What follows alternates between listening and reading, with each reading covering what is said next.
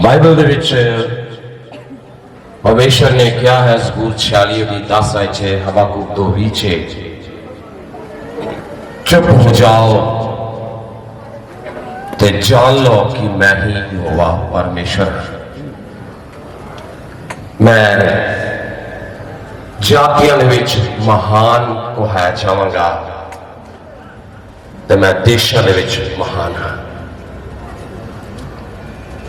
संत जी जो वचन खोलन जा रहा है, तुसी भी अपने दिलों से प्रार्थना करो कि प्रभु मैं जिस भी बंधन से आज इस बंधन को तोड़ दे मेरे अंदरों। मैं महसूस किया बहुत गहराई नाल कि बहुत सारे व्यक्ति बंधना चाहिए। आइए प्रार्थना करिए। प्यारे परमेश्वर जी, तुहाडा धन्नवाद करते हैं, तुहाडा शुक्र करते हैं अज की इस सुंदर सभा लई। प्रभु जी तुहाडे संत सलीम खान जी दे लई, तुहाडे सेवक दे लई शुक्र करते हैं जिन्होंने प्रभु जी लगभग इस बंदगी की मेरे आने वास्ते इंतजार की। जड़ा आदर समान प्रभु जी तेरे बंदे ने मैनू दिता है, प्रभु जी वही आदर समान तुसीं इन्हां नूं दूना करके दिओ ताकि तुहाडी महिमा लई इस्तेमाल होंदे जाण। बाप जो तुहाडा कलाम खोला तेरे दास की दुआ है प्रभु जी, बंधन जिहड़े बड़ियां दे अंदर ने, ज़हन दे अंदर ने, शरीरां दे अंदर ने, रूह दे अंदर ने, तेरे दास की दुआ है यहोवा यीशु नासरी के नाम से बंधन टुटन ते हर एक जन दी दिल की जरूरत पूरी होवे ते प्रभु जी आजाद होवे। जिवें प्रभु जी तुसी गलतियां 5 बाब दी 1 आयत च लिखिया, मसीह ने सानू आजादी लई आजाद किया है। पिता जी वो रूहानी आजादी, वो तसल्ली, वो चैन, प्रभु जी वो शांति, सच्ची शांति अज दे कलाम दे द्वारा हर एक घर दे विच पहुंचे। जिन्हें जन बैठे इन्हां च पहुंचे प्रभु जी, जेड़ा भी कोई शांति लई तड़प रहा है, जिथे उन्हें कोई पश्चाताप करना है, जिथे उन्हें प्रभु जी तौबा करने लायक बनाओ, कायल करो, हाथ अड्ड के दुआ करे, इस वचन के द्वारा बरकत पाए। यीशु के नाम से दुआ मांगते हैं, आमीन। शुद्ध दास पास्टर सलीम खान साडे विच ने प्रभु दे कलाम नूं लैके आए ने, जो ताड़ी दे नाल परमेश्वर दा यहोवा दा कलाम दा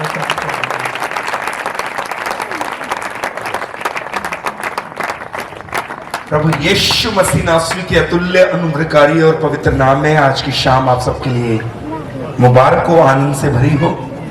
प्रभु की करुणा आपके ऊपर बनी रहे, आपके घरानों के ऊपर बनी रहे। मैं सबसे पहले स्वर्ग के परमेश्वर को धन्यवाद देता हूं, अपना हाथ उठाकर आए, दोनों हाथों को ऊंचा उठाएं और सारी बातों के लिए केवल एक ही योग्य है हमारा प्रभु। आए जोर से ताली बजा के हम प्रभु यीशु मसीह को पिता पुत्र पवित्र आत्मा को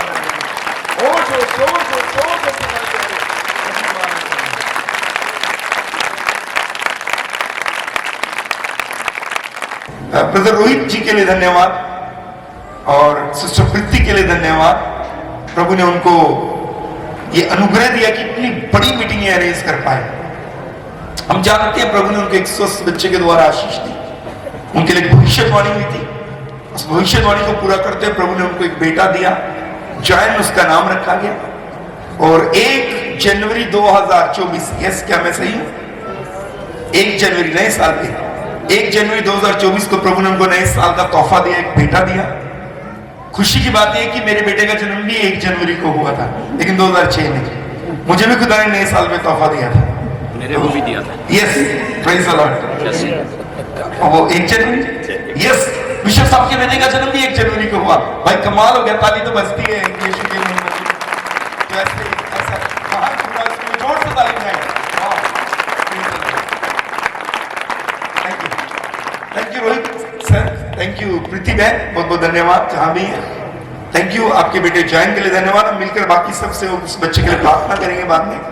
आपने बहुत बड़ी मीटिंग अरेंज की और थैंक यू, आपके बड़े दिल के लिए धन्यवाद।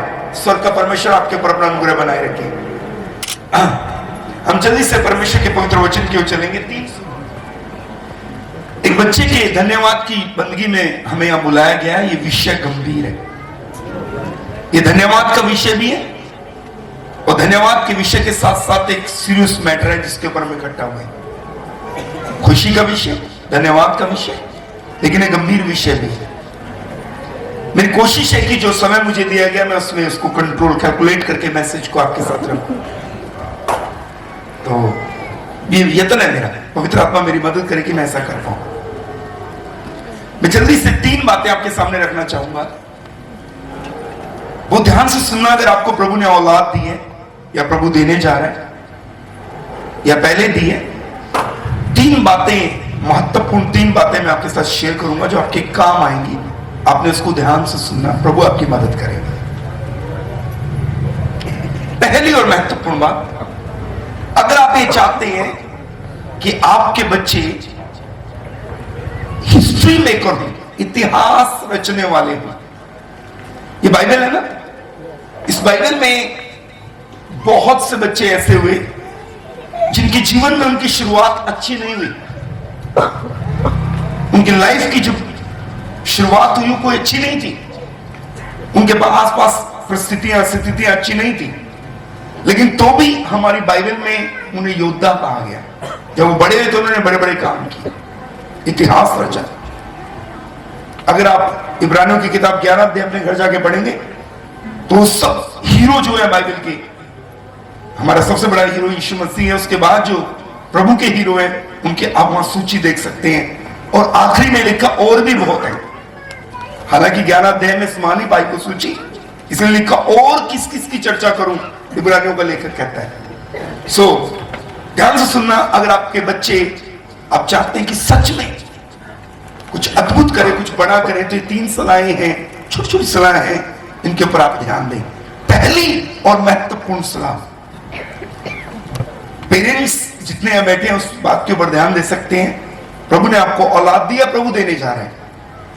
सबसे पहली और महत्वपूर्ण सलाह एक पासवान होने के नाते जो मैं आपको देना चाहता हूं, आपके बच्चों के महिमामय भविष्य के लिए, अकॉर्डिंग टू बाइबल जो मैं कहना चाहता हूं, सबसे पहली और महत्वपूर्ण सलाह है, अपने घर में एक आत्मिक माहौल पैदा करो। आपकी फैमिली का एनवायरनमेंट, आपके परिवार का माहौल जिसमें आपके बच्चे रहते हैं, वो बताएगा आपके बच्चे कहां तक जा सकते हैं। अपने परिवार में एक आत्मिक माहौल पैदा करें, एक आत्मिक माहौल। अगर आपके परिवार में एक आत्मिक माहौल नहीं है तो आपके बच्चे प्रभु में कभी ग्रो नहीं कर पाएंगे, वो प्रभु में कभी खड़े नहीं हो पाएंगे, आप कितनी भी कोशिश कर लो। एक आत्मिक माहौल, मैंने अपने जीवन में देखा कई लोग ऐसे हैं जिन्होंने ये देखा कि हमारे जवान बच्चे नशा करते हैं, हमारे छोटे बच्चे हमारी आज्ञाकारिता में नहीं है, हमारे बच्चे बिगड़ गए हैं, हमारे बच्चे परमेश्वर के मार्गों पर नहीं है, तो वो क्या समझते हैं, शायद इसके पीछे चर्च जिम्मेवार है। और वो एक के बाद एक कलीसिया बदलते हैं, पासवान बदलते हैं, एक के बाद एक चर्चिस को चेंज करते रहते हैं। ये वाले पादरी साहब के पास गए, फिर दूसरे पादरी साहब के पास, फिर पहला चर्च, फिर दूसरा चर्च। वो समझते हैं चर्च दोषी है इसके लिए। लेकिन मैं आपको कुछ कहना चाहता हूं, आपका परिवार चर्च की मूल इकाई है, बेसिक यूनिट है। जो परिवार की दशा है वही चर्च की दशा है। उल्टी बात है ये, उल्टी बात है। ध्यान से सुनना, परिवार चर्च की मूल इकाई है, मूल इकाई, बेसिक यूनिट है। अगर आपके घर में एक आत्मिक माहौल है, आपका बच्चा पक्का प्रभु में ग्रो करेगा। मैं छोटा सा उदाहरण आपके सामने रखना चाहूंगा ताकि आप समझ पाए मैं कहना क्या चाहता हूं। पवित्र आत्मा आपकी मदद करे। मिस्र के अंदर एक राजा मरा,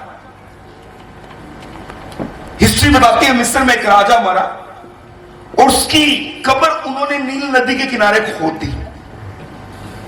और कब्र इस प्रकार से थी, अंदर एक छोटा गड्ढा किया उन्होंने, उसमें डेड बॉडी को रखा। उसी कब्र के दूसरा पोर्शन बनाया, उसमें उन्होंने पत्थर की स्लैब्स रख दी और उसके ऊपर मिट्टी डाल दी। और ये राजा को उन्होंने नील नदी के किनारे दफना दिया। लेकिन जब दफनाया गया तो उन्होंने राजा के सिरहाने, जब उस राजा को दफनाया गया, उसके सर के पास थोड़ा सा बाजरा, थोड़ी सी मकई, थोड़े से सरसों के दाने थोड़े से गेहूं के दाने उसके सिरहाने रख दिए और उसको दफना दिया, और कुछ सालों के बाद उन्होंने दोबारा कब्र को खोद दिया। जब कब्र को खोदा गया तो उस राजा की बॉडी कंकाल बन चुकी थी, लेकिन वो मकई, वो गेहूं, वो सरसों, वो बाजरा उधर ही रखा हुआ था। उन्होंने उसको निकाला वहां से कब्र में से और नील नदी के किनारे उसको छिड़क दिया, उसको बो दिया। मालूम है क्या हुआ? कुछ ही दिन के बाद मकई में से मकई अंकुरित होकर बाहर आ गई, गेहूं में से गेहूं अंकुरित होकर बाहर आई, बाजरे में से बाजरे का पौधा निकलकर बाहर आ गया। वो अंकुरित हो गए, बीज उनके पौधे बनकर बाहर को निकलने लगे। सवाल ही है वो कब्र के अंदर अंकुरित क्यों नहीं हुए, हालांकि मिट्टी में थे? उसका एक कारण है, किसी भी बीज को अंकुरित होने के लिए, पौधा बनकर बाहर निकलने के लिए, किसी भी बीज को अंकुरित होने के लिए एनवायरमेंट की जरूरत है। एनवायरमेंट की जरूरत है, माहौल की। एक यस, थैंक यू, अच्छा वचन, अच्छा वर्ड दिया। माहौल की लोड़ है कि किसी भी बीज ਨੂੰ पैदा होने के लिए एक माहौल की लोड़ होती है। एनवायरमेंट कहते हैं उसको इंग्लिश में, हिंदी में वातावरण कहते हैं। एनवायरमेंट की जरूरत है। एनवायरमेंट में बीज के लिए होता है हवा, नमी, पानी, सब चाहिए उसको। याद रखना, यीशु मसीह जी ने जब ये घटना बताई थी, एक बीज बोने वाला बीज लेकर निकला, एंड में उस घटना के अंत में प्रभु ने उसको कैलकुलेट करके बताया, बीज परमेश्वर का वचन है। याद रखना, अगर गेहूं के एक बीज को अंकुरित होने के लिए, पौधा बनकर बाहर निकलने के लिए, अगर एक एनवायरमेंट, एक वातावरण, एक माहौल की जरूरत है, हवा, नमी, पानी, अगर एक कब्र में उसको मिल नहीं पाया, हवा नहीं मिल पाई, पानी नहीं मिल पाया, नमी तो थी, लेकिन याद रखिए, अगर एक बीज, गेहूं के बीज, मकई के बीज, सरसों के बीज, बाजरे के बीज को अंकुरित, जौ के बीज को अंकुरित होने के लिए अगर एनवायरमेंट, माहौल, वातावरण की जरूरत है, तो यीशु मसीह ने कहा ये वचन भी एक बीज है, इस वचन के बीज को भी अंकुरित होने के लिए एक माहौल की जरूरत है। बड़े ध्यान से सुनना, बड़े काम आएगा आपके बाद, आपके बच्चों का फ्यूचर बन सकता है इसके साथ, अगर आप ये समझ पाए। आपका बच्चा चर्च में आया, आप पेरेंट्स अपने बच्चों को लेकर चर्च में आए, माँ बाप अपने बच्चों को लेकर कलीसिया में आए, कलीसिया में पासवानों ने प्रचार किया होलीनेस के ऊपर कि हमारा जीवन पवित्र होना चाहिए। आपने भी सुना, आपके बच्चों ने भी प्रचार सुना। जैसे ही घर में वापस लौट कर आए और घर के अंदर पंजाबी गीत चल पड़े, और ना जाने कौन से गीत चल रहे हैं, 3 घंटे घर में, 4 घंटे घर में फिल्मी गीत और पंजाबी गीत और फिल्में और ये वो चल रहे हैं। आपके बच्चे के अंदर जो वचन का बीज ये डाला गया था कि जीवन पवित्र होना चाहिए, घर में वो माहौल नहीं है, वो बीज जो वचन का डाला गया कभी अंकुरित नहीं होगा। अगर आपके घर में प्रार्थना का माहौल है, अगर आपके घर के टीवी के ऊपर सदा वर्शिप चलती रहती है, अगर आपके घर के अंदर वचन सदा चलता रहता है, जो वचन का बीज पासवान आपके बच्चों की जीवन रूपी भूमि में डालेगा, हृदय रूपी भूमि में डालेगा, अगर घर में एक आत्मिक माहौल है, पक्का उस इन्वायरमेंट में वो बीज पनप जाएगा और वो बच्चा आपका एक दिन पवित्रता में खड़ा होगा। कोई जोर से बोले हालेलुया, अरे जोर से बोले हालेलुया। मेरी बात समझ रहे हो? ध्यान से सुनना, क्योंकि हम एक बच्चे के जन्मदिन की धन्यवाद की सभा में, और मैं चाहता हूं कि हम पेरेंट्स इस बात पे ध्यान दें, हम पेरेंट्स इस बात पे ध्यान दें। मेरी शादी bye the grace of God 2004 में हुई। मेरी पत्नी देहरादून की है, और शादी के बाद हमने एक निर्णय लिया, शादी के बाद हमने निर्णय लिया कि हम एक टीवी खरीदेंगे। मेरी कुल संपत्ति, जितना कुछ जो मेरे हाथ में था, अगर मैं कहूं कि मेरी कुल संपत्ति में से मेरा व्यक्तिगत क्या है तो वो टीवी है। उस समय हमने 84,000 रुपए का टीवी लिया और वो अपने घर में लगा दिया। लेकिन हैरानगी की बात यह है, हमने टीवी खरीदने के साथ एक निर्णय और लिया कि आज के बाद जब ये टीवी दीवार के ऊपर चिपक गया, ना इसमें कोई सीरियल चलेगा, ना इसमें कोई फिल्म चलेगी, ना इसमें कोई फिल्मी गाना चलेगा। इतने साल से वो डिब्बा मेरे घर की दीवार पे लटका हुआ है, लेकिन ना तो उसके अंदर सीरियल चला, ना फिल्म चली, ना फिल्मी गीत चला, एक बार भी नहीं, जहां तक मुझे याद है। जब भी उसमें चलते हैं आत्मिक वचन चलते हैं, जब भी चलते हैं प्रचार चलते हैं। मैं प्रभु को धन्यवाद देता हूं। उसका रिजल्ट ये हुआ कि मेरा जो by the grace of God, प्रभु के अनुग्रह में, प्रभु को आदर देते हुए बता रहा हूं, मेरा जो बड़ा बेटा उसने +2 का एग्जाम दिया, अभी 18 साल का है। 18 साल की उम्र में उसने पूरी लाइफ में एक भी फिल्म नहीं देखी, ना हिंदी ना पंजाबी, एक भी फिल्मी गाना नहीं आता उसको, ना वो सुनता, ना पंजाबी ना हिंदी। फर्क यही रहा, और मैं इसके लिए आदर प्रभु को देता हूं। मैं कुछ कहना चाहता हूं, हिंदी की बाइबल में लिखा है, अगर तुमने बच्चे खुदा से मांग के लिए तो याद रखना एक दिन आपको उनका लेखा भी देना पड़ेगा। बहुत से पेरेंट्स ऐसे हैं जिन्हें ये चाहिए उनको बच्चे मिले, अच्छी बात है, मेरी भी इच्छा थी खुदा मुझे बच्चे थे, खुदा ने मुझे 3 दिए, लेकिन एक बात आप भाग नहीं सकते इससे, एक दिन आपको अपने बच्चों का न्याय देना पड़ेगा खुदा के आगे। प्रभु कहते हैं अगर तुम्हारे बच्चे पाप के मार्ग पर जाकर नष्ट हो जाते हैं तो मैं उसका न्याय बच्चों के पेरेंट्स से लूंगा।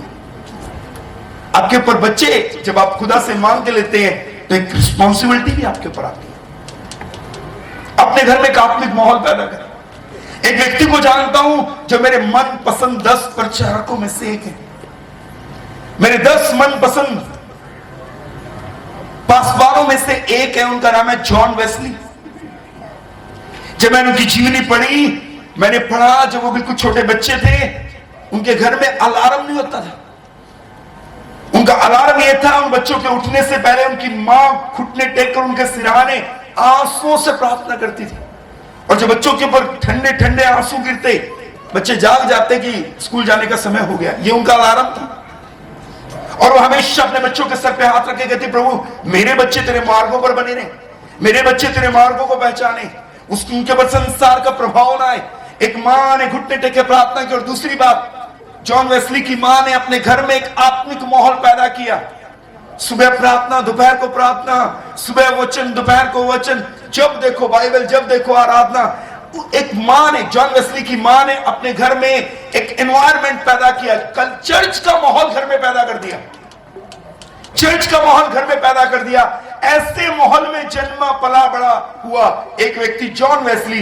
मैं आपको बताना चाहता हूं कि बडाला में मेथोडिस्ट चर्च है, बिशप साहब के नाना जी उस चर्च के पास बात। मैं कुछ कहना चाहता हूं, दुनिया के लगभग कुछ देशों को छोड़कर, नहीं तो लगभग देशों में आपको मेथोडिस्ट मिलेगा। मेथोडिस्ट चर्च के संस्थापक जॉन वेस्ली। मैं आपको कहना चाहता हूं मेरे प्रिय, एक दिन मैं प्रभु मुझे लेकर गए बरेली में, और मैं एक होटल के बहुत कई मंजिले होटल के ऊपर ठहरा हुआ था। जैसे मैंने अपने होटल की खिड़की खोली तो मैंने ऊपर देखा एक बहुत बड़ा हॉल, उसके ऊपर लिखा था वेस्ली हॉल, जॉन वेस्ली। एक मां ने अपने घर में चर्च का माहौल पैदा किया, उस माहौल में बच्चा जन्मा पला बड़ा हुआ, उसने दुनिया में लाखों चर्च खड़े कर दिए। कोई तालीम देकर प्रभु को धन्यवाद दे।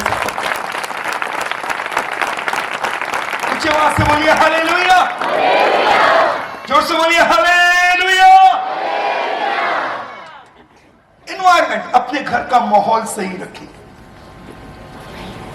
जॉन वेस्ली 85 साल की उम्र में सवेरे 4 बजे उठ जाते थे और 4 घंटे प्रार्थना करते थे। एक बार उनसे किसने पूछा, आप बुढ़ापे में हैं, इंग्लैंड में बर्फ पड़ती है, आराम से उठा करो, क्या जरूरत आपको सवेरे 4 बजे उठने की।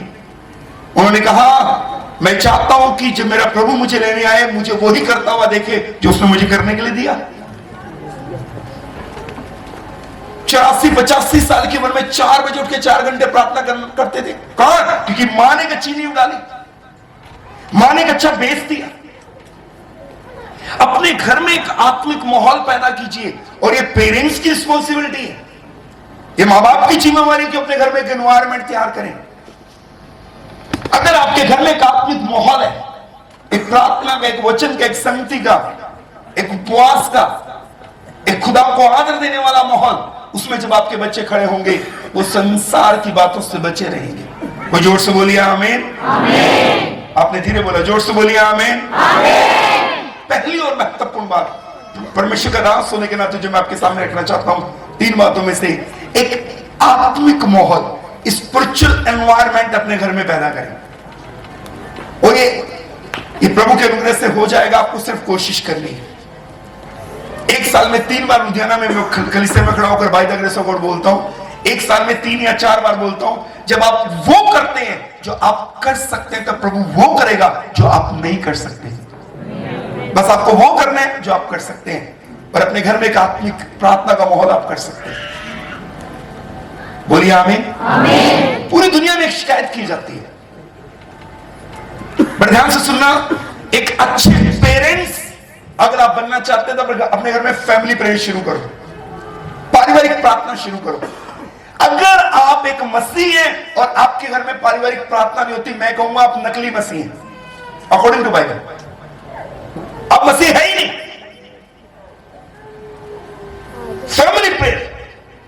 पारिवारिक प्रार्थना, ये बहुत जरूरी है। फैमिली प्रेयर बहुत जरूरी है। पूरा परिवार इकट्ठे बैठ के प्रार्थना करें। अब इसके लिए बहुत से बहाने हैं। शैतान को सबसे अच्छी चीज मालूम है किस बात की लगती है? जब आप रेगुलर प्रेयर करते हैं, जब आप प्रेयर करते हैं तब नहीं चिढ़ लगती इसको, जब रेगुलर करते हैं तब लगते हैं। क्योंकि यीशु ने कहा था निरंतर प्रार्थना करते रहो। पौलुस ने कहा था पहला थिस्सलुनीकियों में लगातार प्रार्थना करो, प्रार्थना में लगे रहो। शैतान मालूम है क्या चाहता है? एक चेन का एक कुंडा बीच में से निकाल दो, उसके दो टुकड़े हो जाते हैं। टीबी के मरीज को अगर 60 दिन दवाई खिलानी, 45वें दिन एक मिस कर देना, 45वें दिन की, आपको दोबारा सारी कोर्स दोबारा करना पड़ेगा।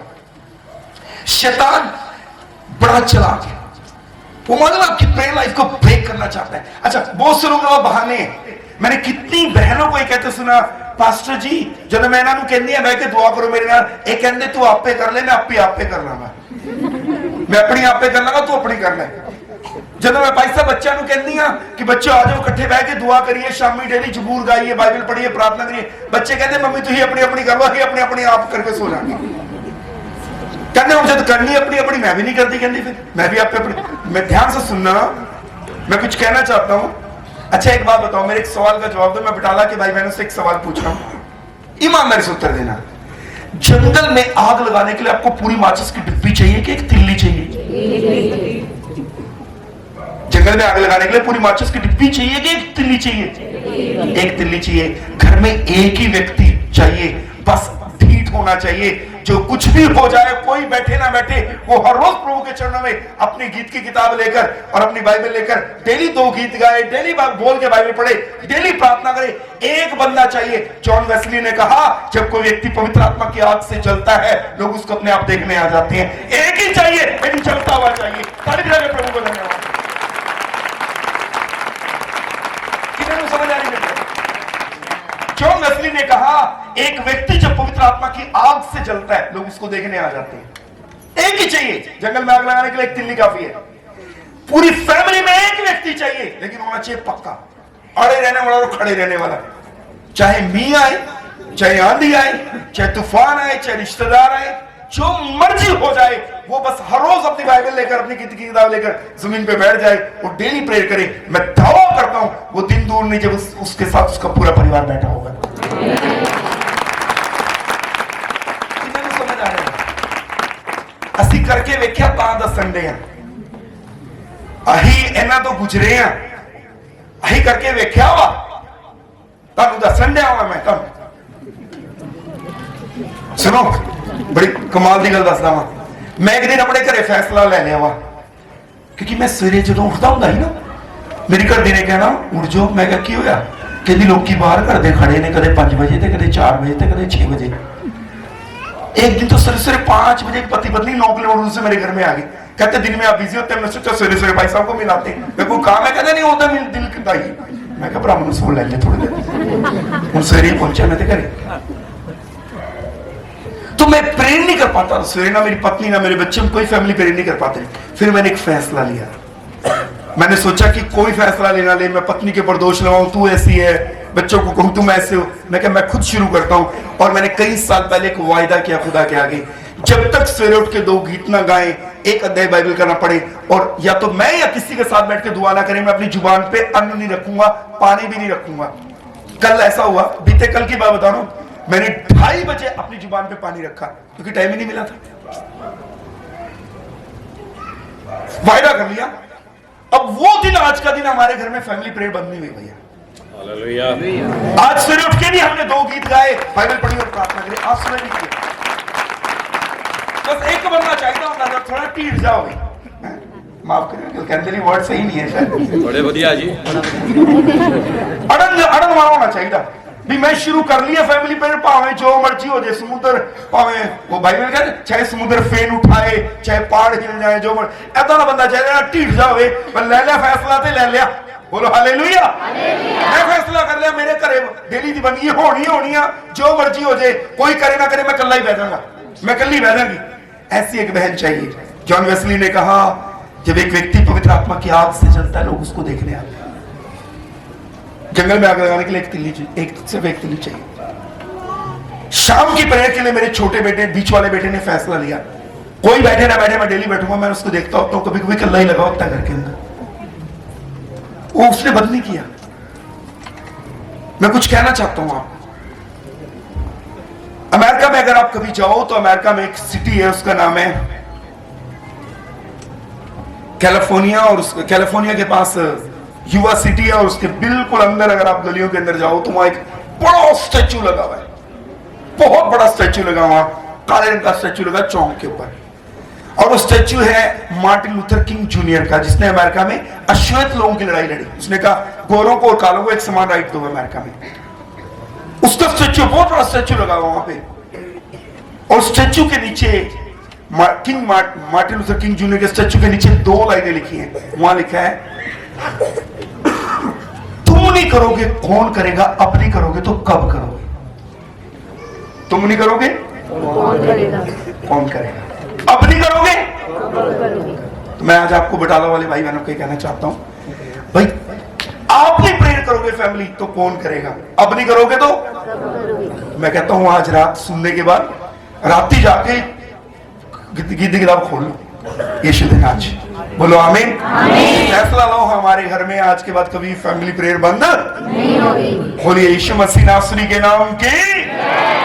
ओके, पहली बात मैंने क्या बताई, एक स्पिरिचुअल एनवायरनमेंट अगर आपके घर में है। मैं ईमानदारी से कहना चाहता हूं, अगर आप फैमिली प्रेयर करते हैं, अगर आप पारिवारिक प्रार्थना करते हैं, आप इकट्ठे रहेंगे।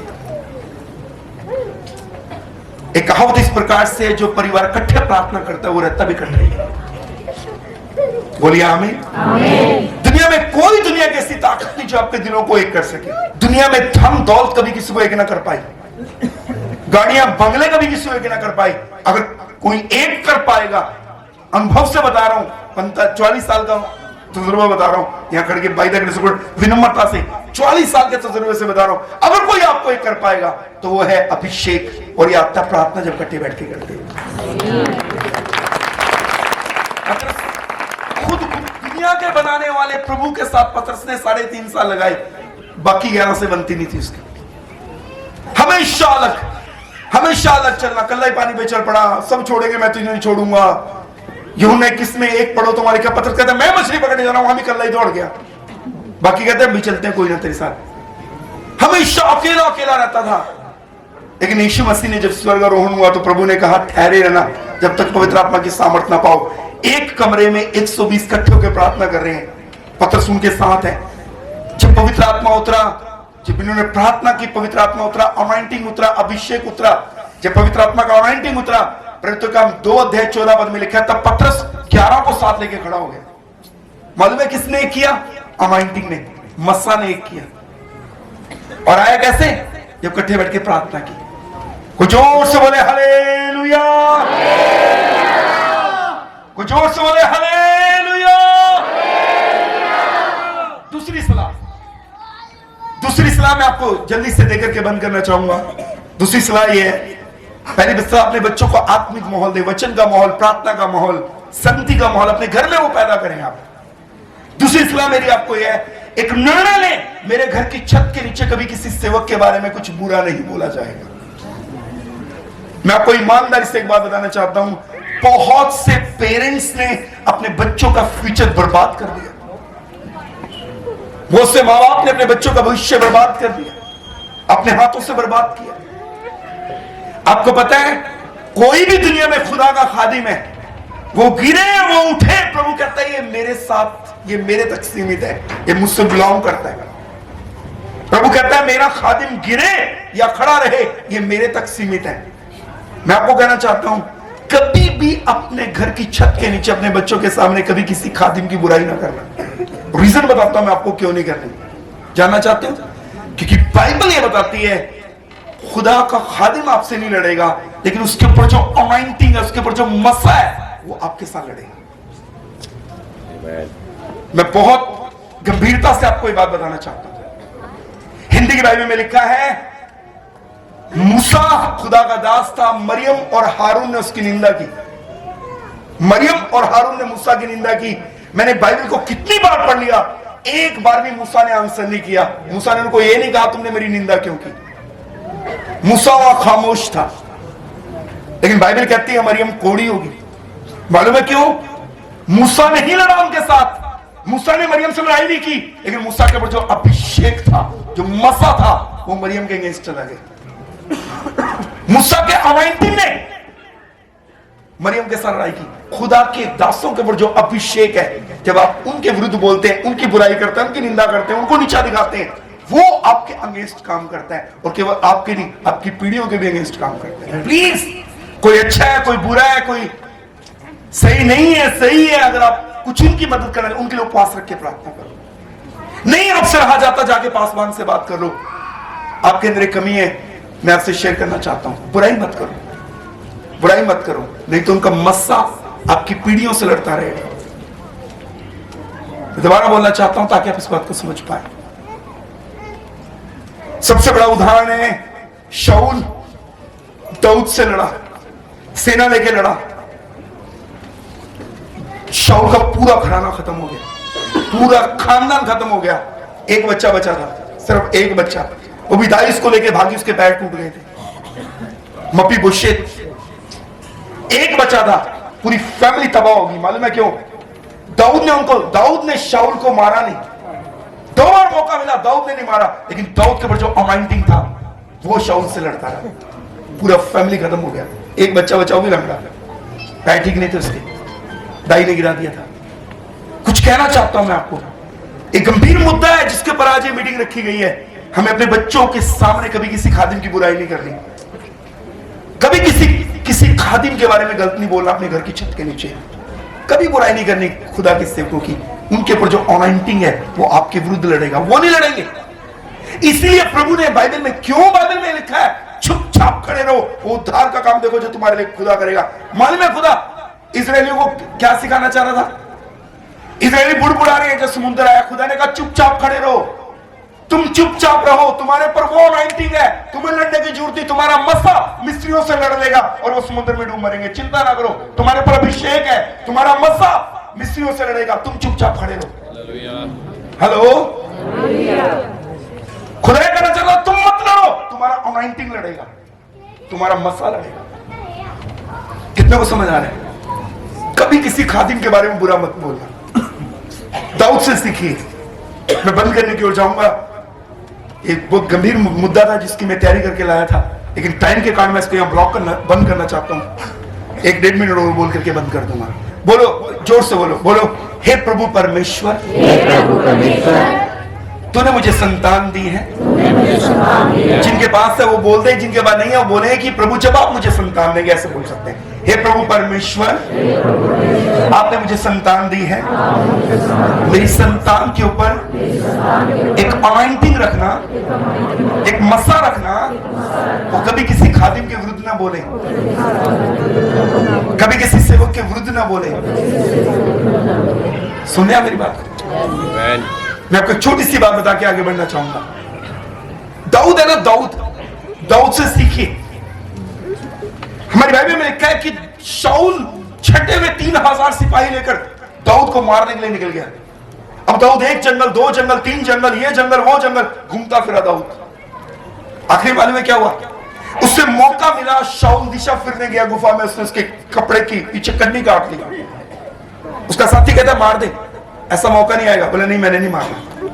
एक और मौका मिला दाऊद को शाऊल के ऊपर। बाइबल में लिखा है परमेश्वर की ओर से बड़ी नींद आई शाऊल उसके लोगों के ऊपर। दाऊद गया, भाला उठा लाया, सुराही उठा लाया, भाला भी ले आया, सुराही भी ले आया, और पहाड़ के ऊपर खड़े होकर शाऊल को पुकार के कहता है, हे पिता, तो एक मरे कुत्ते के पीछे क्यों आ गया? पिस्सू में तो पिता कह रहा है शाऊल को, फादर कह रहा है उसको,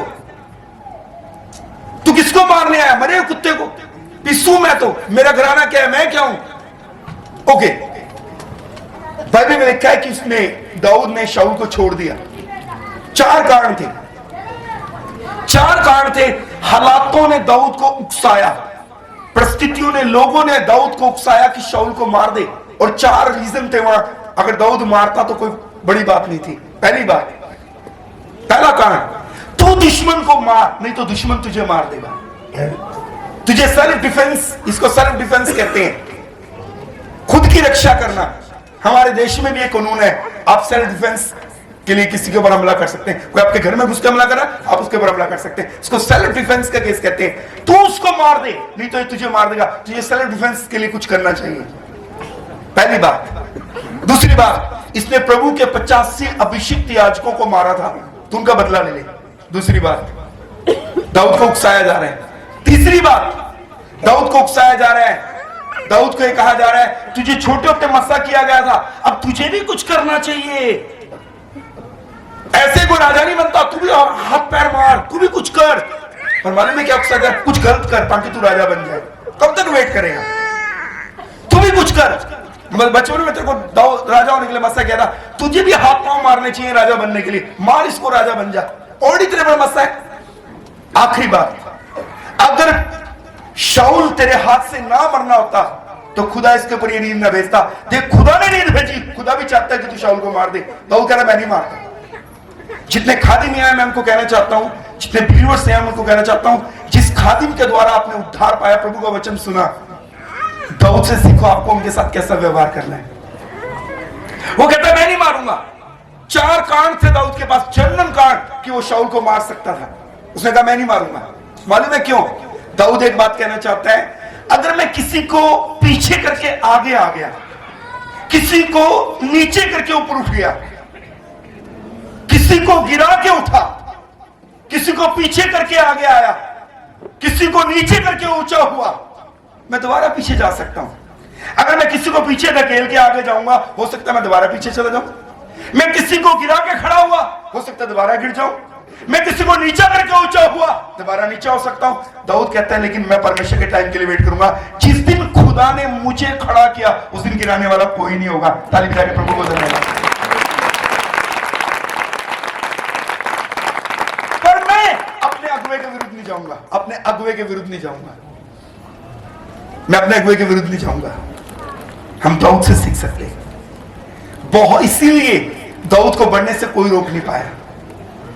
मैं आपको ईमानदारी से एक बात कहना चाहता हूं, खुदा ने जिन अगुओं को आपके ऊपर अपॉइंट किया है, उनको कभी नीचा ना दिखाओ, कभी नीचा ना दिखाओ। कभी किसी खादिम की अपने घर में बुराई ना करो। अपने बच्चों को सिखाओ प्रभु को और प्रभु के सेवकों का आदर करना। उन्हें सिखाओ कि खुदा के लोगों को आदर कैसे दिया जाता है। मैंने बटाला में एक पास्टर्स कॉन्फ्रेंस में बताया था, बाइबल ये सिखाती है आप सामने वाले के ऊपर जो ग्रेस है वो आपके ऊपर तब आ सकती है थ्रू ऑनर। आदर का सिद्धांत काम करता है, आदर का सिद्धांत काम करता है। क्या कोई जोर से कह सकता है एक बार हालेलुया? कुछ आवाज से बोल सकते हैं हालेलुया? थोड़ी देर और वचन सुनेंगे क्या? आखिरी में बंद करते समय मैं आपको कहना चाहता हूं, पहली बात मैंने क्या बताई, अपने घर में प्रार्थना का, वचन का, संगति का माहौल पैदा करें। दूसरी बात, अपने बच्चों को बताइए वो किसी खादिम की बुराई ना करें। आपके घर में किसी खुदा के अभिषिक्त की बुराई नहीं होनी चाहिए। आदर करो खुदा के खादिमों को अपने घर में बुला के, किसी को नीचा मत दिखाओ, अनादर मत करो। वो गलत है, वो सही है, वो अच्छे नहीं है, वो बुरे हैं, वो क्या है क्या नहीं है, वो प्रभु तक सीमित है। प्रभु को न्याय करने दो। डॉक्टर बिली ग्राहम ने कहा,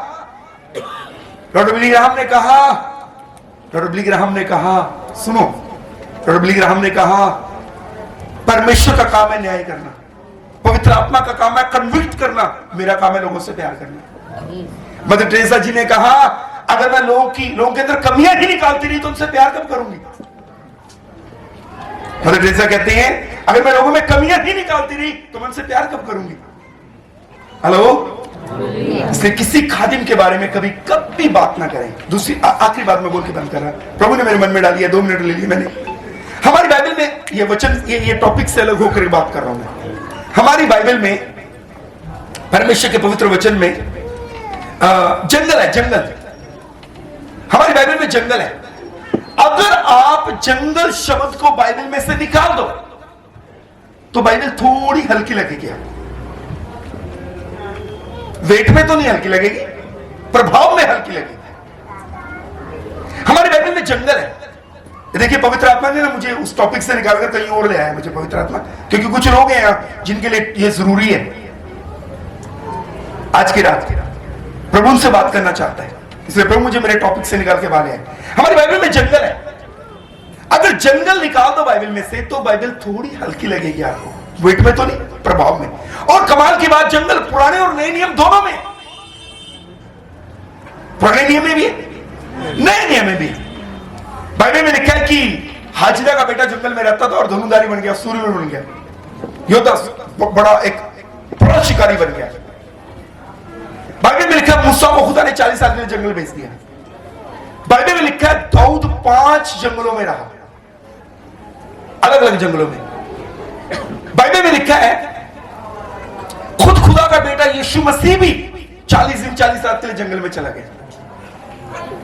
और आगे भी लिखा है वो पहाड़ पर और जंगली स्थानों में जाकर प्रार्थना किया करते थे। यीशु मसीह की सेवकाई में आप देख सकते हैं, पहले 40 दिन 40 रात के लिए जंगल में गए, और आगे भी आप पढ़ेंगे यीशु मसीह पहाड़ी क्षेत्रों में और जंगली स्थानों में जाकर प्रार्थना करते थे। ये जंगल ना बाइबल में खत्म नहीं हुआ, ये नए नियम में भी है और पुराने नियम में भी है। अब आगे देखिए, खुदा आपसे बात करना चाहता है। जंगल में 4 चीजें होती हैं, जोर से बोलो, जंगल में 4 चीजें होती हैं। इतना धीरे नहीं बोलना ना, जो जोर से बोलिए अगर बैठा लगे रहने वाले, बोलिए जंगल में 4 चीजें होती हैं। नंबर 1 अभाव, कमी, हर चीज की ठूंठ होती है वहां। अच्छा खाना नहीं होता, पानी पीने के लिए नहीं होता, अभाव मिलेगा आपको जंगल में। नंबर 2, जंगल में जोखिम है, कभी भी कोई वारदात हो सकती है, जानवर आ सकता है, जंगली जानवर आ सकता है, खतरा है वहां पर, जोखिम है। नंबर 3, जंगल हमारी मनपसंद जगह नहीं है, आप जंगल में कोई नहीं रहना पसंद करता है। नंबर 4, इसका सिरा नहीं होता।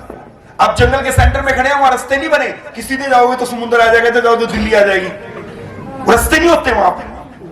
आप किधर को चले जाओ, मालूम पड़ा उधर ही चक्कर खाए जा रहे हो घूम घूम के, उसका सिरा नहीं होता। अब ध्यान से सुनना, खुदा का आत्मा मुझे कह रहे हैं यहां पर कुछ भाई बहन ऐसे हैं जो ऐसी जगह पे जो उनको पसंद नहीं है। खुदा का आत्मा मुझे कह रहे हैं कुछ भाई बहन ऐसे हैं जो जोखिम के जगह पे हैं, उनको खतरा ही मंडराता रहता है, मेरा कल नौकरी छूट गई, कल कुछ समस्या आ गई, कल बिजनेस बंद हो गया, क्या करूंगा मैं, जोखिम की जगह पे दिख रहे हैं वो। खुदा का आत्मा मुझे कह रहे हैं कि यहां पर कुछ ऐसे भाई बहन भी हैं जिन्हें अपनी बीमारी से, अपनी समस्या से, अपनी मुश्किल से, अपने कर्जे से, अपने हालातों से बाहर निकलने को रास्ता नहीं दिख रहा। जंगल केवल जंगल ना होकर आज की डेट में एक हालात हो सकता है, हालात, एक परिस्थिति हो सकती है।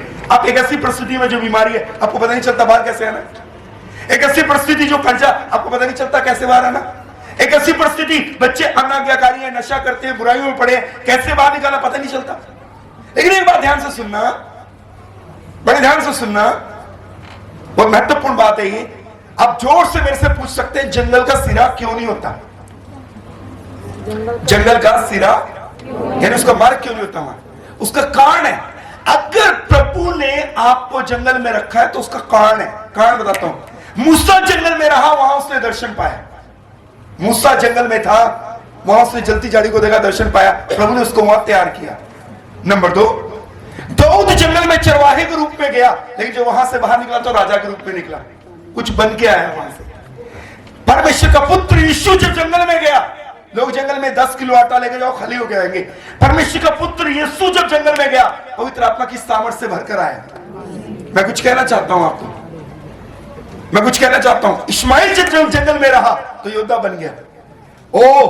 मैं कुछ कहना चाहता हूं, अगर प्रभु ने आपको किसी ऐसी परिस्थिति में रखा है जिसका सिरा आपको नहीं पता, जंगल का सिरा नहीं होता, मालूम है क्यों नहीं होता, उसका कारण है। अगर आपको उसका सिरा पता चल जाए, आप वहां से भाग जाओगे क्योंकि आपकी मनपसंद जगह नहीं है, इसलिए प्रभु ने सिरा नहीं रखा। अगर सिरा होगा तो आप वो नहीं बन पाएंगे जो प्रभु आपको बनाना चाहता, आप तो वहां से भाग जाओगे, इसलिए प्रभु ने सिरा नहीं रखा। मालूम है क्यों? क्योंकि प्रभु वहां रखकर आपको कुछ बनाना चाहता है। तो जोर से बोले हालेलुया, हालेलुया, जोर से बोलो हालेलुया। आपके लिए जंगल एक हालात हो सकता है, सिचुएशन हो सकती है, एक समस्या हो सकती है जिसमें आप पड़े हुए हैं और पता नहीं चलता बाहर कैसे आना। मैं कहना चाहूंगा, जंगल वो जगह थी जहां पर मूसा ने दर्शन पाया, प्रभु ने उसको बड़ी खिदमत के लिए तैयार किया। दाऊद चरवाहे के रूप में गया, राजा बन के बाहर आया। और कमाल की बात बताता हूं मैं आपको, हिंदी की बाइबल में लिखा है दाऊद जंगलों में रहा, एक के बाद दूसरा, दूसरे के बाद तीसरा, तीसरे के बाद चौथा। गुड न्यूज आपके लिए, साथ वाले को बोले गुड न्यूज आपके लिए। अरे बोल दो भाई, गुड न्यूज आपके लिए। पहला शामुल की किताब 18 अध्याय और 6 पद में लिखा है, अतएव लोग इजराइल का सामना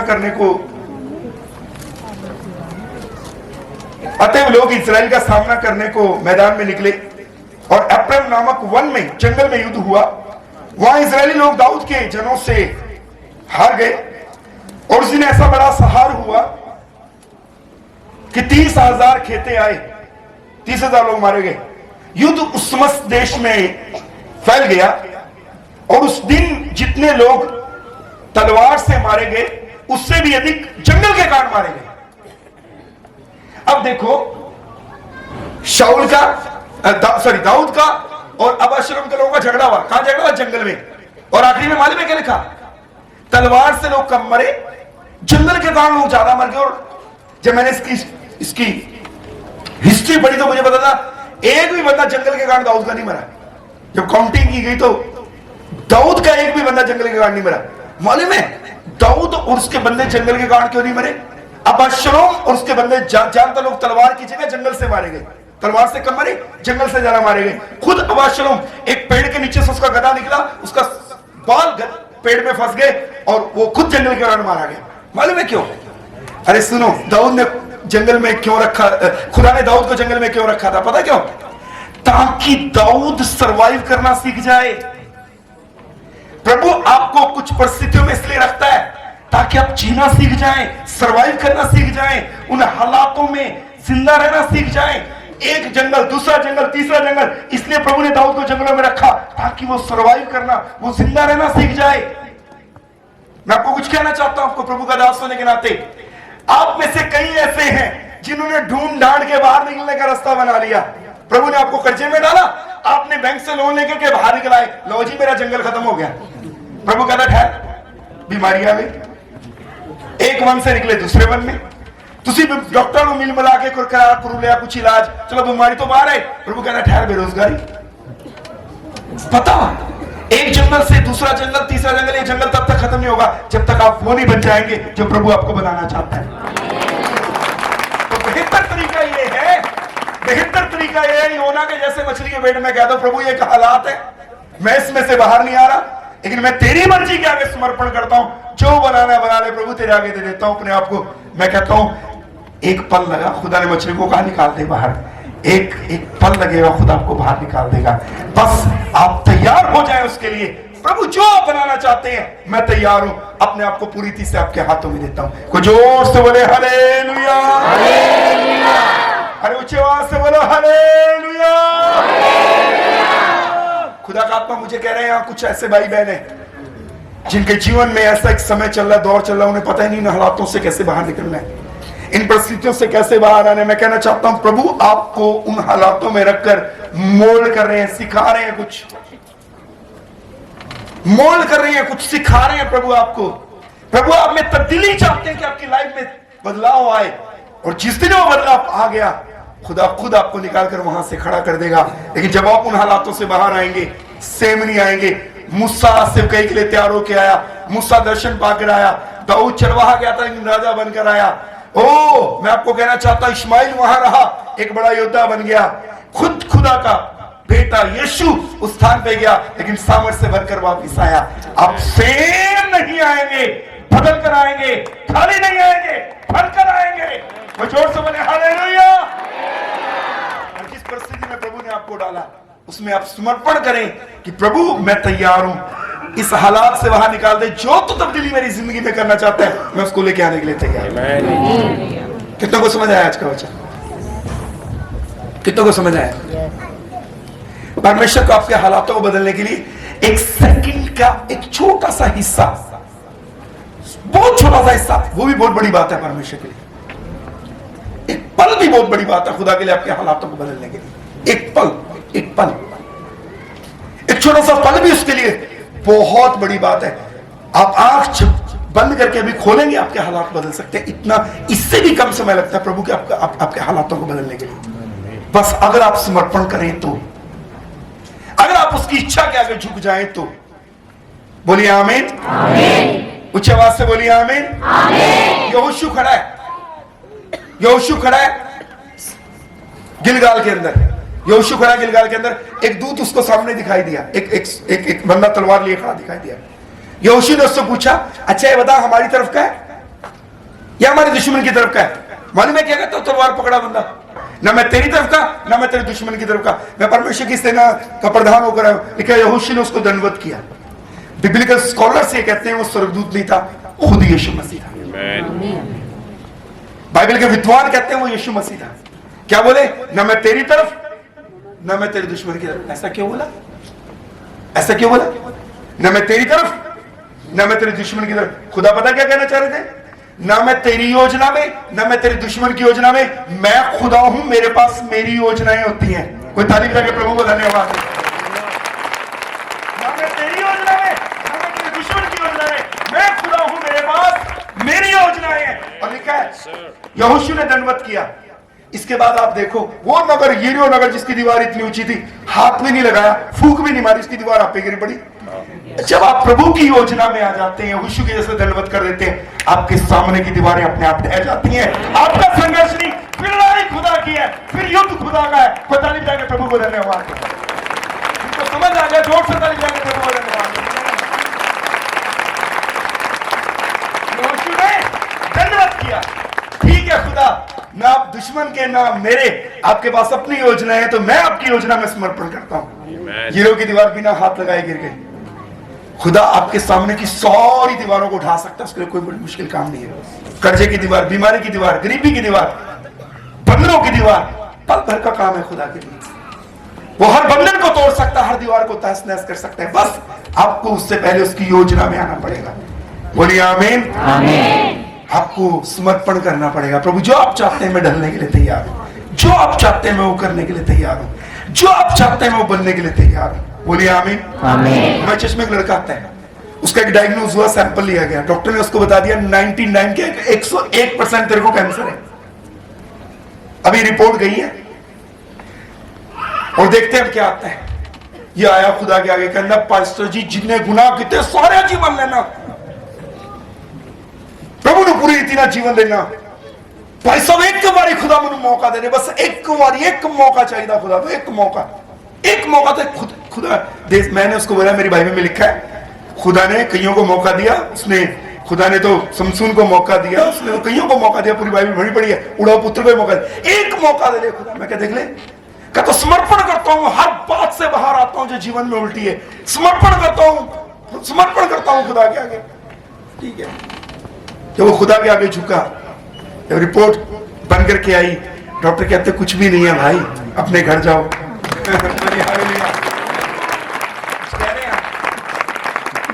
समझ आ रहा है मेरी बात? बोलिए हालेलुया। अरे ऊंची आवाज से बोलो हालेलुया।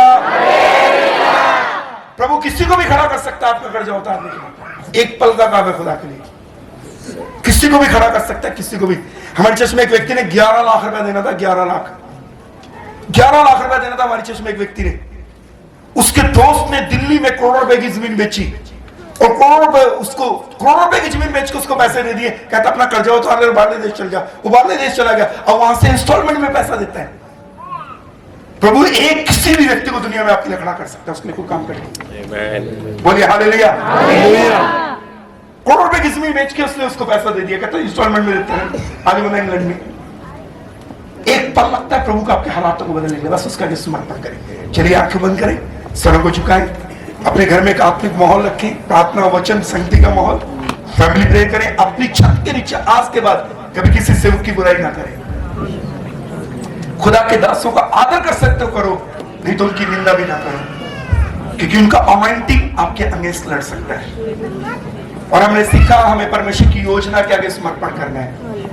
जब तक योना ने समर्पण नहीं किया परमेश्वर की योजना के आगे, वो मछली रूपी पेट के उस हालात से बाहर नहीं आया, उसी हालात में रहा। मैं आपको कहना चाहता हूं, आप में से कई यहां ऐसे हैं जिनको किसी परिस्थिति में प्रभु ने डाल दिया है।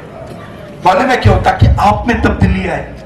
जब आप समर्पण करेंगे, वो हालात एक पल में बदल सकता है खुदा, उसके लिए कठिन नहीं है। आए आंखों को बंद करें, अपने हाथों को उठाएं और एक छोटी प्रार्थना करें मेरे पीछे। सबसे छोटी प्रार्थना करेंगे। आप ऊंची आवाज से बोल के प्रार्थना कर सकते हैं, हे प्रभु।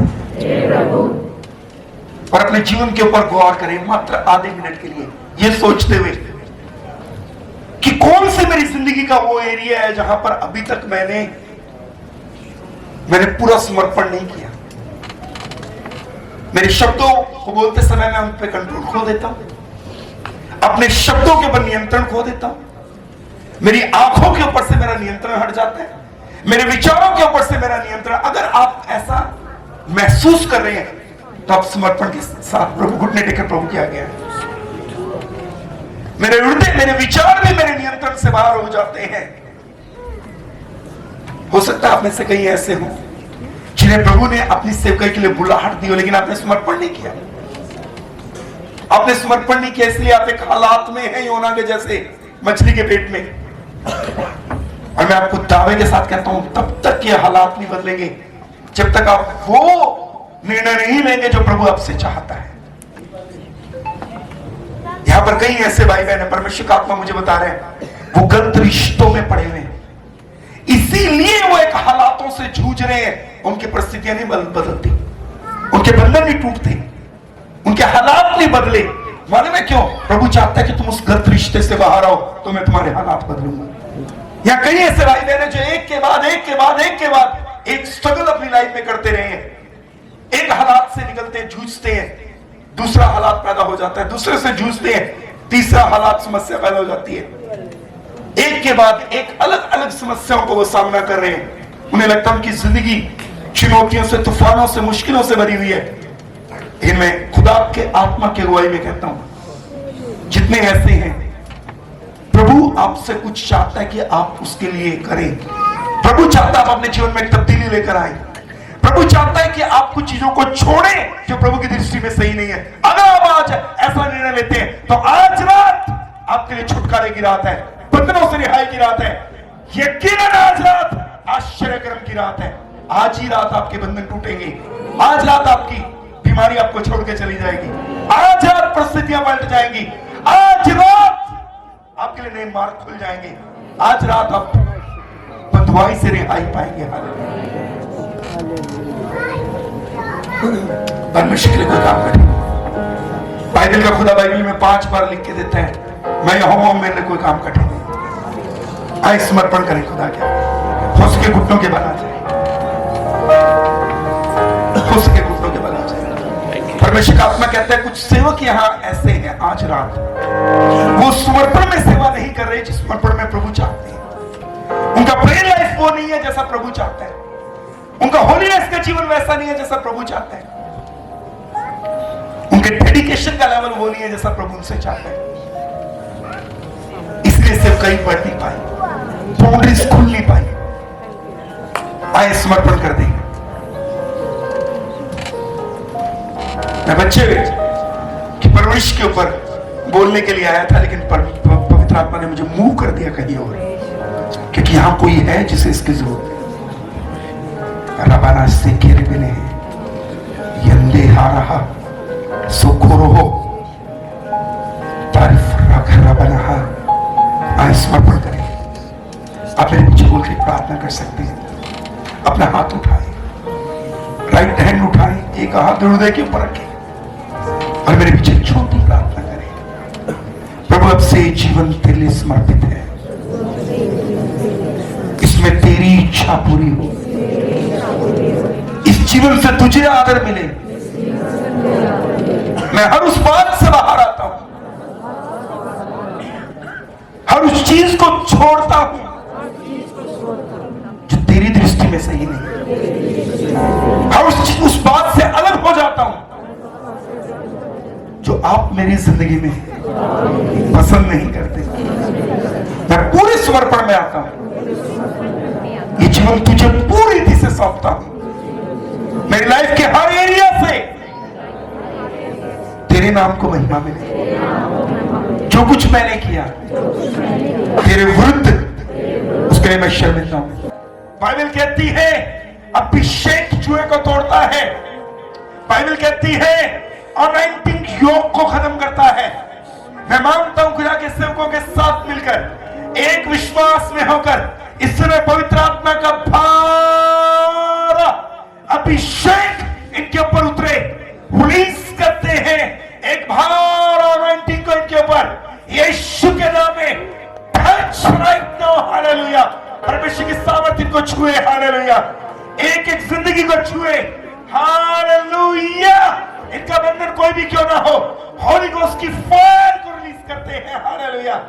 हर वो बंधन जो दुष्ट की तरफ से बना है, इसी समय सोचों का बंधन, विचारों का बंधन, ओ हालेलुया, शुद्धता का बंधन, बीमारी का बंधन, कर्जे का बंधन, निर्धनता का बंधन, बेरोजगारी का बंधन, नशे का बंधन, ओ हालेलुया, हर एक रॉन्ग रिलेशनशिप का बंधन पवित्र आत्मा की होली गोस्ट की फायर के द्वारा इसी समय यहां पर बर्न हो जाए, हालेलुया।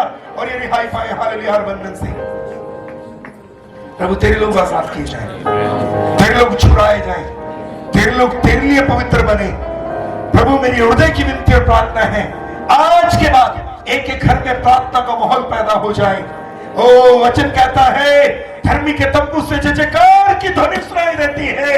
आज के बाद इनके घरों से जय जयकार की ध्वनि सुनाई दे।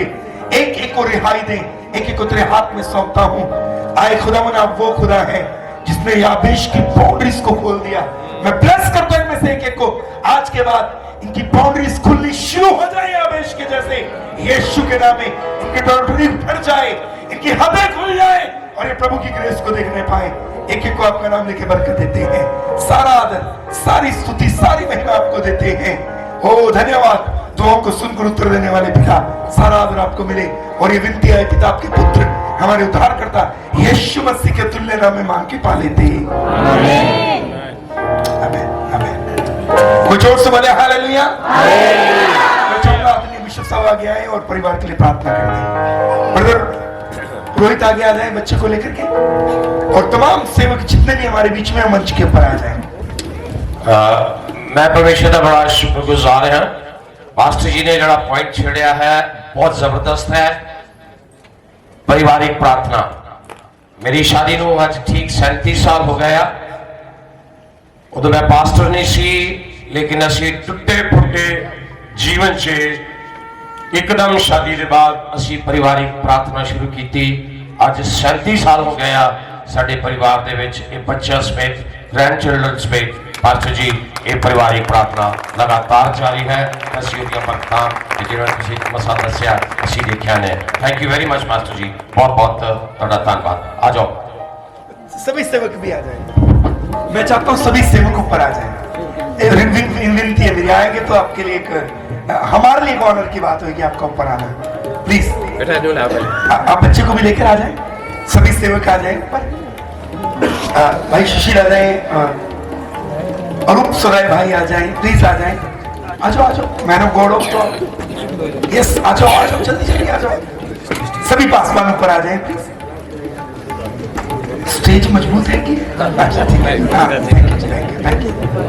प्रभु का धन्यवाद है। आ जाओ, आ जाओ, सब सेवक आ जाए।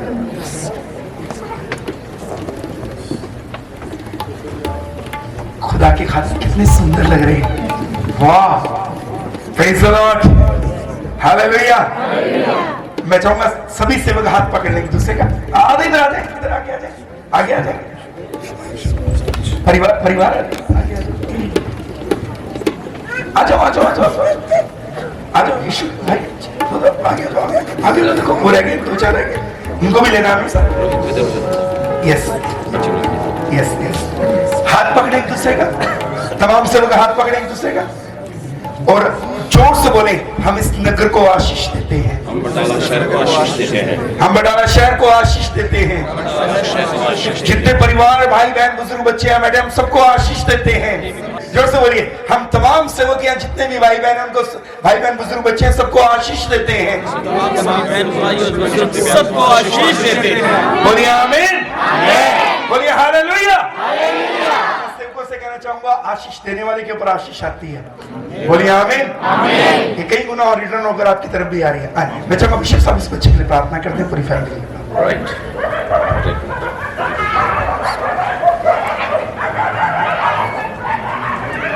प्यारे परमेश्वर, आपका धन्यवाद हो पिता। बच्चे आपकी तरफ से प्रभु जी एक दान है, वरदान है, मिरास है। प्रभु जी, मैं जाइन को आपके बेटे यीशु के नाम से आशीषित करता हूं। इसके ज़हन को आशीष करता हूं, इसके हृदय को आशीष देता हूं, इसके बाजू को आशीष देता हूं, इसके पैरों को आशीष देता हूं, इसके हृदय को आशीष देता हूं, इसके पूरे शरीर को आशीष देता हूं। हालेलुया।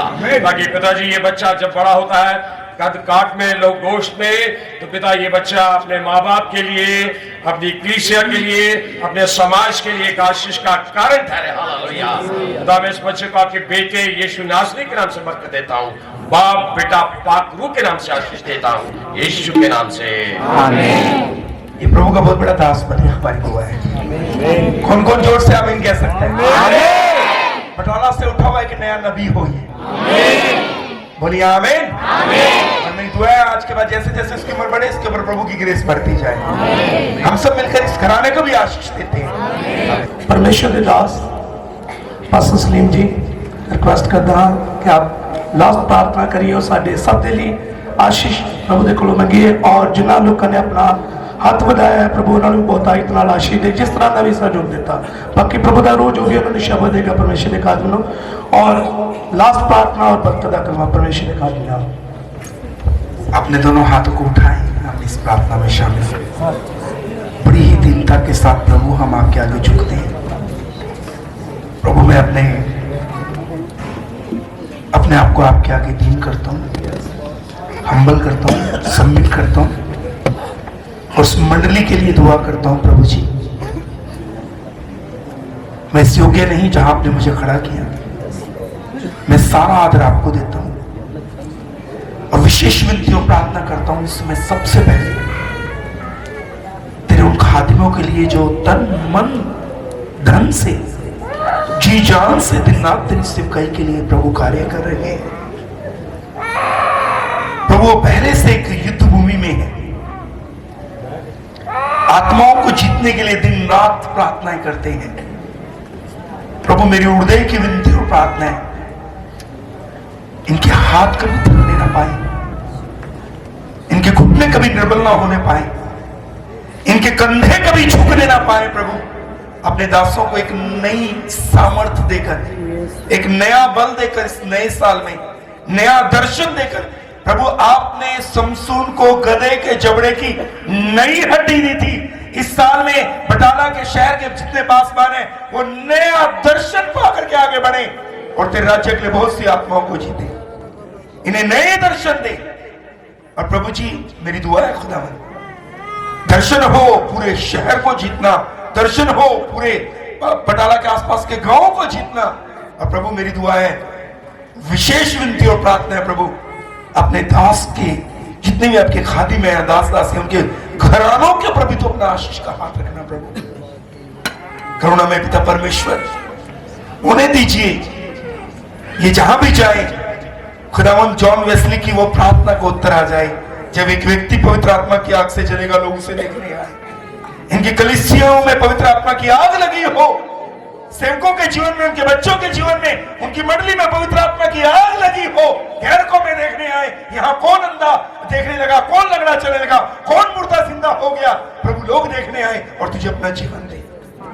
इनकी कलीसियाएं वो अग्नि में कुंड हो जाए, जहां पापी लोग आए उनके जीवन शुद्ध हो, बदलों से जकड़े लोग आए वहां रिहाइयां हो और बड़े बड़े काम हो। अपने दासों को नया दर्शन, नया मसा, नया वचन, नई सामर्थ्य, नई सोच खुदावंद, नए विजन के साथ खड़ा कर एक एक को तेरे हाथों में देते। और जितने भी इस नगर में परिवार पाए जाते हैं, जो यहाँ इस समय बैठे भी हैं, एक एक को हम आपका नाम लेके बरकत देते हैं।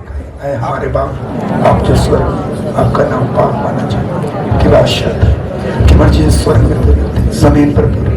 हमारा रोज की रोटी आज हम बख्श दें, जिस तरह हम कसरों को माफ करें, आप भी हमारी कसरों को माफ करें, हमें आजमाइश में न पड़े, कि बादशाह कुदरत और जलाल हमेशा से